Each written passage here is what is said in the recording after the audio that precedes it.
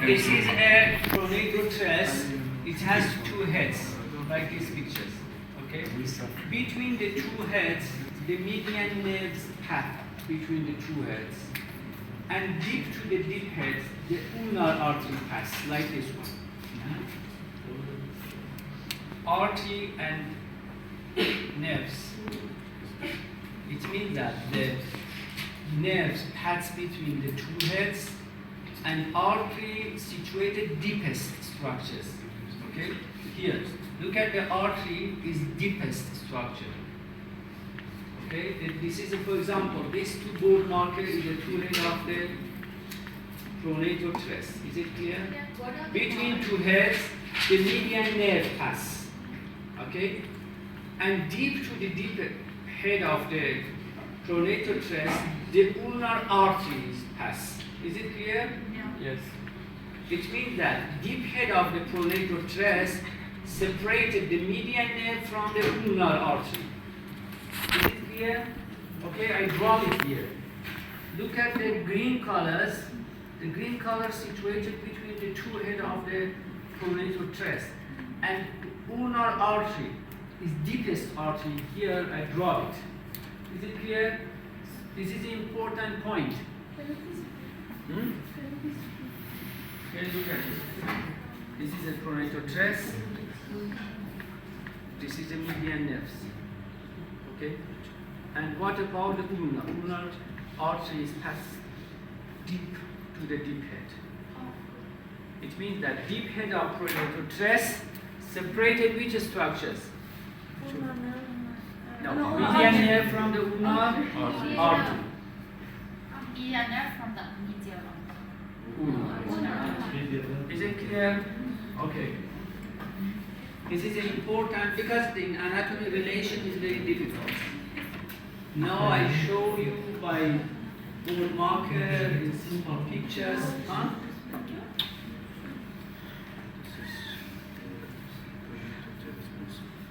The flexor carpi radialis. What are the origins? Because it's situated in superficial groups. Medial epicondyle. Do you remember? As a rule, all of the superficial muscles exactly originated from the medial epicondyle. About the insertion, inserted to the base of the third and second metacarpal bones. You can show, and I show it here. Base of the second and third metacarpal bones.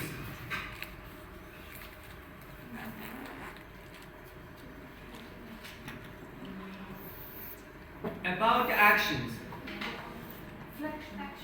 Flexion of the wrist. It's cooperate or synergies with which muscles?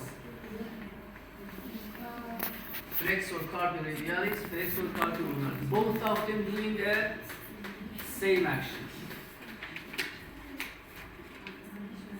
But with opposite side muscles doing the deviations. I will tell you.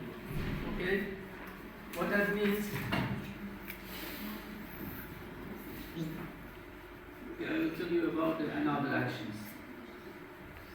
The palmaris longus, again, originated from the medial epicondyles, like another superficial groups. It's a rule. All of the superficials originated from the medial epicondyle. Yes. And inserted to the palmar aponeurosis of the hand. I will tell you, the palmar aponeurosis is a deep fascia in the palm of the hands. It means that it is not originated to bone. It's not inserted to bone. Originated from the medial epicondyle, but inserted to the one fibrous tissue in the palm of the hand. That name is palmar aponeurosis.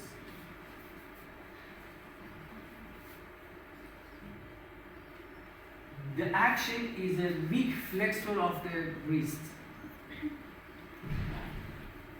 In some cases, about 10 to 15%, maybe this muscle is absent.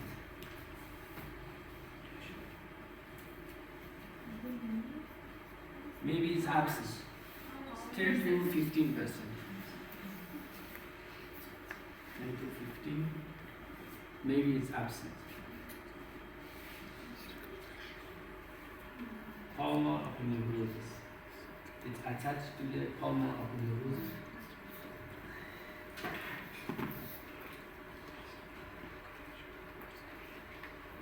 This is a one. Doing a flexion of the wrist and flexion of the elbow. As I told you, we have the one rule. If the muscles pass over the joint, has action. This muscle pass over the elbow and pass over the wrist. As a result, has action in both joints. Okay? It's a rule. The flexor digitorum superficialis. This is again is important muscles. Because the muscles has three heads, humero-ulnar heads and radial heads. Why is it important for your exam? Why it's important? Because between the superficial groups, only these muscles originated from the radials. The humeral originated from the medial epicondyle, the ulnar originated from medial chronoid process, medial aspect of chronoid process. And the radial head, usually I get this question. Are you interested in these muscles? Interested. Because the radial head originated from the anterior oblique line of radius.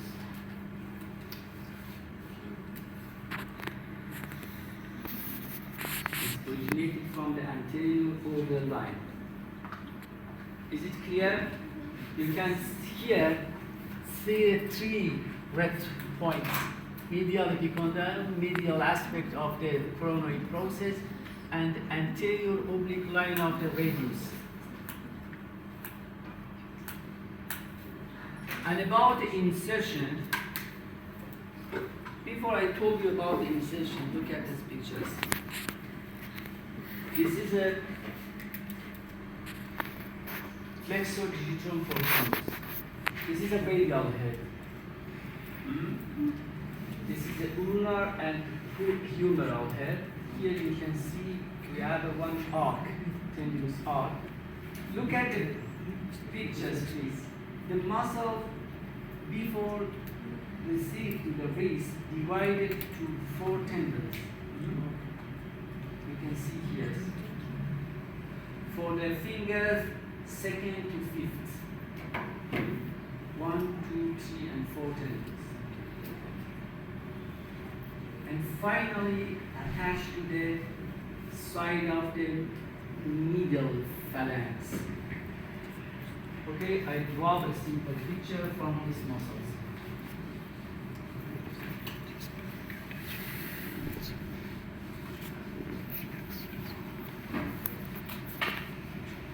Talk about these muscles.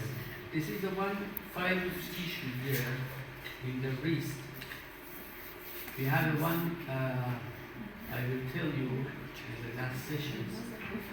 This is a thickness in the fibrous tissue around the wrist. We say that flexor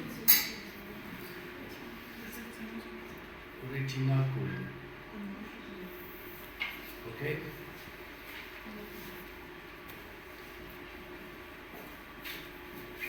Unfortunately, all we have is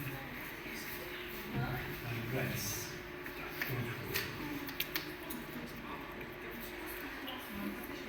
Okay, this is, we have one muscle that name is flexor digitorum superficialis. Originated from these 3 points. Medial epicondyle, medial aspect of the chronoid process, and anterior oblique line. When its muscles coming down, look at my hands. It's divided to 4 tendons. Okay, pass under the flexor retinaculums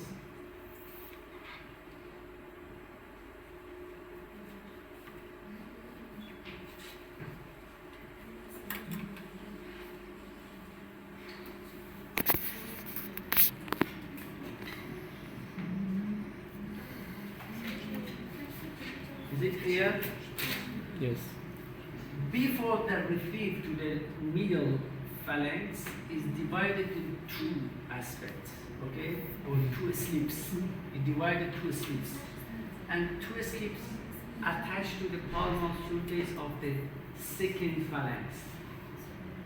Okay, I draw in another pictures.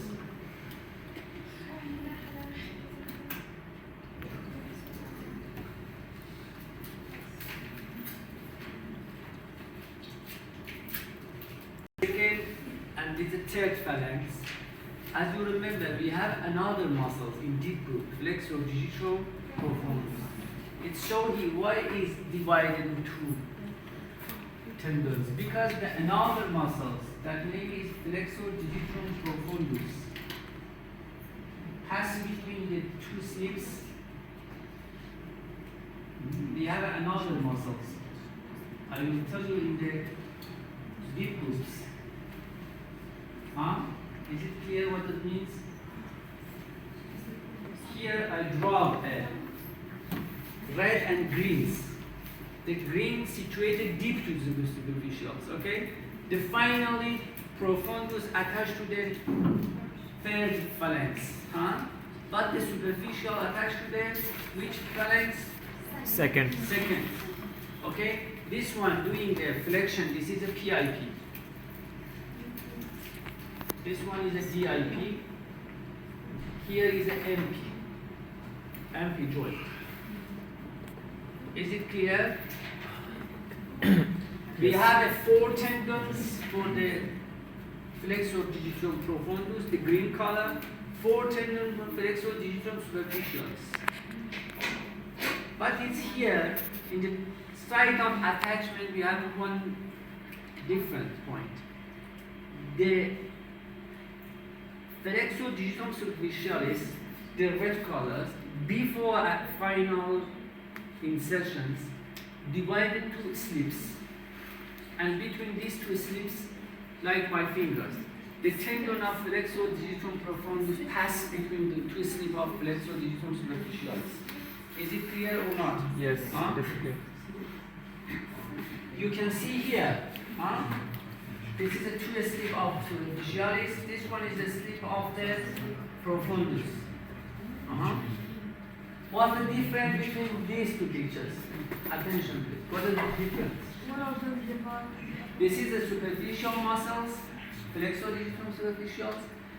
In this one, we remove the superficial. Only you can see that flexor digitorum profundus. Look at it by details. The difference between the two pictures. This is the flexor digitorum superficialis.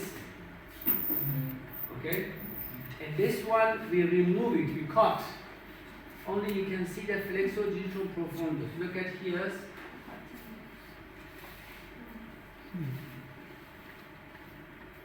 Yes, it is. We have two muscles for the flexion of PIP and DIP, okay? One of the muscles, that name is flexor digitorum superficialis, classified in the superficial groups, these ones. I told you these muscles have 3 origins, humeroulnar and radius, okay? When is it originated? Before received to the hands, it divided to 4 tendons, 1, 2, 3, and 4, for the second to 5 fingers. Before final insertion, the tendon of superficial divided each of them, divided 2 slips. You can see here 2 slips. And finally inserted to the second phalanx. Between 2 slips, the tendon of the flexor digitorum profundus pass between slips. Because the flexor digitorum profundus belong to the deep group muscles. Is it clear? Yeah. Let's go. This is a pronator, it's not important. Again, flexor. Okay. I told you the main action of the superficialis muscles is a flexion of PIP. But how many joint flexor digitorum superficialis pass over that? Elbow, wrist, and MP. According the rules, do a weak action this joints. Produces flexion of proximal interphalanx. This is the main action. But the secondary action, metacarpophalangeal joint of medial forefingers, MP, because it's passed over there. Doing a weak flexion on the wrist. The flexor carpi ulnaris, the last superficial muscles,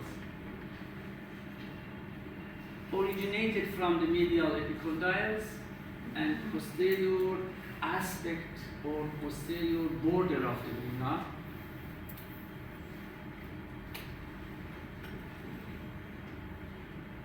Inserted to the pisiform, hamate, and fifth metacarpal.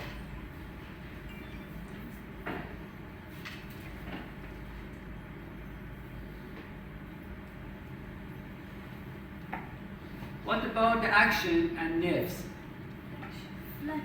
Flexion of the wrist. It cooperates with flexor carporadialis. About the nerves, this is the exception. Ulna.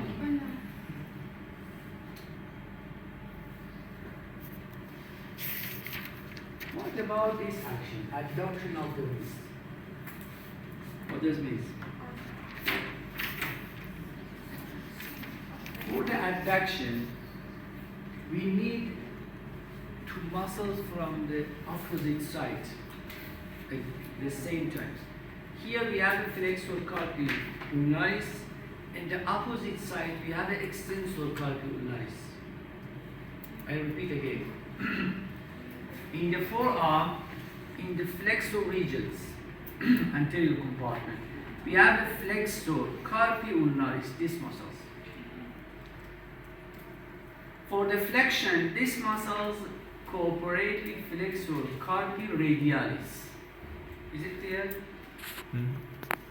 But for the adduction or ulnar deviation, it needs to cooperation with the muscles from the opposite sides. In the extensor, the opposite side of flexor is extensor carpi ulnaris. I will tell you next session. Okay? It means that the flexor, if I write here, flexor carpi ulnaris, if cooperated with flexor carpi radialis, doing the flexion of the wrist. Okay?